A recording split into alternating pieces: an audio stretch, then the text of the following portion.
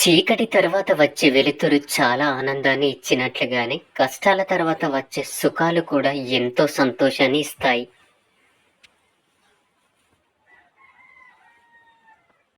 నిజాయితీగా ఉండడం కూడా ఒక యుద్ధం లాంటిదే. యుద్ధంలో ఒంటరిగా నిలబడడం ఎంత కష్టమో, సమాజంలో నిజాయితీగా ఉండడం కూడా అంతకన్నా ఎక్కువ కష్టం.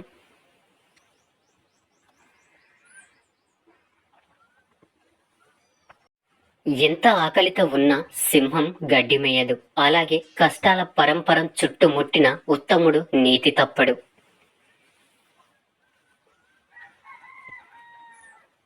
జీవితంలో ఏది మనకు ఎదురొచ్చి ఇవ్వదు, మనమే ఎదురెళ్ళి తీసుకోవాలి. బాధ నుంచి సంతోషాన్ని, ఓటమి నుంచి గెలుపుని.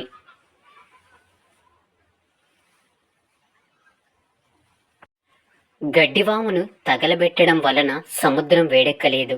ఎవరు విమర్శించారనో, హేళన చేశారనో ఉన్నతుల మనస్సు కలత చెందదు.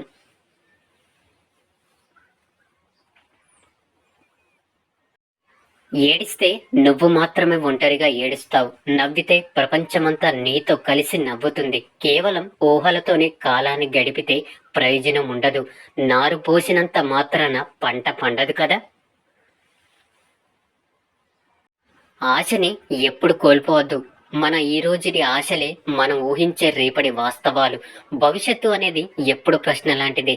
దానికి సమాధానం నీ తెలివి, నీ ధైర్యం మీదే ఆధారపడి ఉంటుంది.